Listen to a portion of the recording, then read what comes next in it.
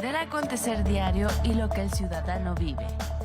Aquí encontrarás respuestas jurídicas a tus dudas del día a día. En términos sencillos te presentamos lo que la ley dice y quieres saber para tu persona, familia, trabajo o negocio. Derecho en cotidiano, con Gonzalo Martínez García.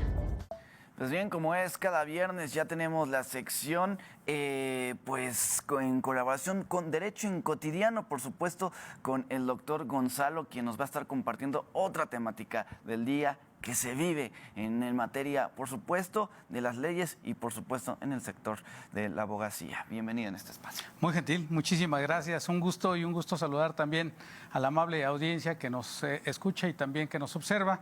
Y bueno, el día de hoy vamos a platicar acerca de las elecciones del Poder Judicial de la Federación, principalmente tratando de abonar un poco a la explicación de por qué qué es lo que se va a votar el próximo 1 de junio de este año, que ya se encuentra de forma pues muy cercana. En primer lugar, referirnos a los antecedentes. Recordemos el año 2011, bueno, pues ya han pasado pues varios años, realmente 14 años. En 2011 se produjo una reforma constitucional muy importante, concretamente en materia de derechos humanos. Nos alejamos del concepto garantías individuales y se produce la transformación hacia un concepto novedoso que ya dominaba en el mundo, pero que en el Estado mexicano todavía se denominaban como garantías individuales. Entonces se da el tránsito hacia los derechos humanos, lo cual implica pues grandes cambios, una transformación importante, diferencias entre garantías individuales y derechos humanos. La garantía individual era otorgada, el derecho humano reconocido con todos sus principios, tales como el que se ha referido, principio de progresividad y otros principios que igualmente vienen a incorporarse al contenido constitucional. Se le da más riqueza a la protección de la persona a través de esta transformación de conceptos, que no solamente fue eso. Avanzamos en el curso histórico y llegamos el 15 de septiembre del año pasado. El 15 de septiembre del año pasado pues resulta relevante porque se publicó en el Diario Oficial de la Federación una reforma constitucional muy importante. El poder público es único, pero para su ejercicio se divide en tres. Lo aprendemos pues desde la escuela primaria: poder ejecutivo, cuya titularidad corresponde a la presidenta, en este caso, de los Estados Unidos mexicanos; poder legislativo, que en el sistema federal pues corresponde al Congreso de la Unión, integrado por una Cámara de Diputados y Cámara de Senadores; y el Poder Judicial de la Federación. Tradicionalmente, los primeros dos, los integrantes, los titulares, tanto del Ejecutivo como del Legislativo, pues iban a ser definidos o determinados por la elección popular. Es decir, los ciudadanos son los que determinan quiénes habrán de ocupar estos cargos públicos. Y resulta que se agrega al voto popular, a quienes también van a ocupar el cargo a través del voto popular, pues a los integrantes, a los titulares del Poder Judicial de la Federación. En el sistema de la impartición de justicia hay una impartición de carácter local.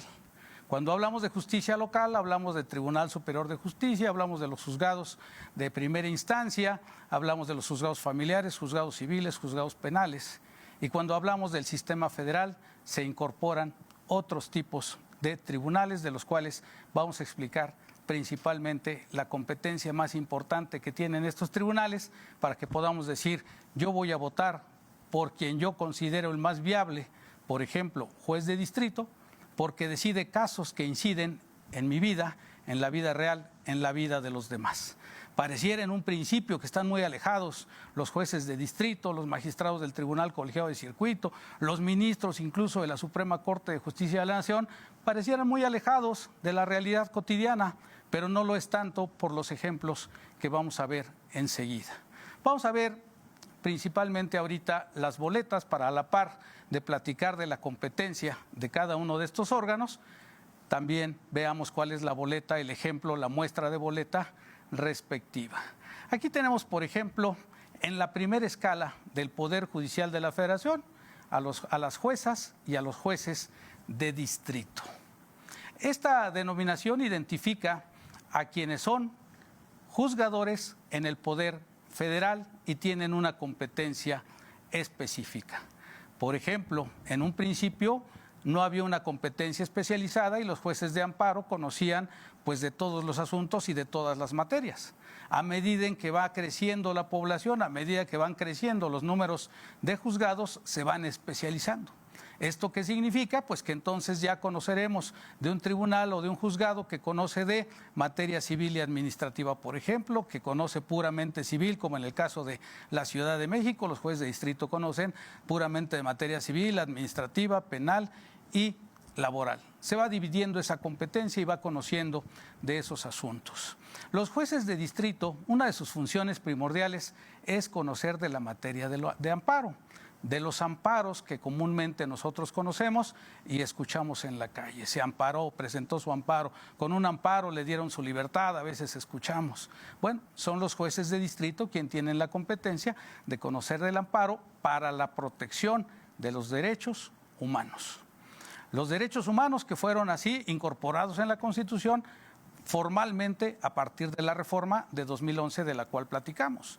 Y no solamente hablamos de los derechos humanos que expresamente están mencionados en la Constitución, sino también los que están en los tratados internacionales firmados por el Estado mexicano en materia de derechos humanos. Así, por ejemplo, si un juzgador determina una pensión alimenticia, un juez local, porque ahí es donde empieza la controversia, un juez local determina una pensión alimenticia para un menor que se puede considerar insuficiente, pues entonces el inconforme, que es quien ejerce la patria potestad y representa al menor, acude a un recurso que se llama de apelación ante el propio tribunal local. Pero si además el interés no se ve satisfecho porque dice, bueno, es que la cantidad que se está determinando no es suficiente y no es proporcional y no atiende a las necesidades de la persona infante, entonces, ¿qué hay que hacer? Hay que acudir a la instancia de amparo. Y entonces el juez federal será quien habrá de revisar si efectivamente resulta correcta la determinación de la cantidad de alimentos o no. ¿Por qué? Pues porque es un derecho del menor el derecho a ser alimentado. Y así como ese ejemplo podemos encontrar una gran multiplicidad de ejemplos, el caso de una clausura administrativa, el caso de un arraigo, el caso de que en un momento determinado se le prive de la libertad a una persona por autoridad administrativa o incluso por autoridad penal, en el caso de que en una autoridad no respete los derechos de las personas, pues esas personas tienen la posibilidad de acudir ante el juez de distrito, ante el juez de amparo, para que finalmente le proteja en sus derechos y mientras tanto es protegido, por ejemplo, pueda otorgar una suspensión. Muchas veces dicen, salió por medio de un amparo que le fue otorgado. No, es un auto de suspensión que conforme a la Constitución y a la ley se va a decidir y se va a otorgar. Entonces veamos cómo es importante el poder nosotros conocer a quiénes van a ser nuestros juzgadores y poder elegir por ellos este próximo 1 de junio. Hemos visto en televisión muchos de los comerciales que se han programado, precisamente promovidos por el INE, el Instituto Nacional Electoral, y ahí se promueve un programa que dice Conóceles. Entonces, ciudadano interesado precisamente de quiénes serán nuestros juzgadores, habrá que acudir a esa página del INE y leer perfiles, leer currículums y sobre todo propuestas para poder elegir quién es el más conveniente y por el cual pudiera decidir en el caso de mi voto. El derecho de voto es una prerrogativa, también se identifica como tal, porque a la par que es un derecho, pues también confiere una obligación ciudadana. Bien, después hablamos en esta escala, seguimos con los tribunales colegiados de circuito. Los tribunales colegiados de circuito tienen 3 titulares llamados magistrados de circuito.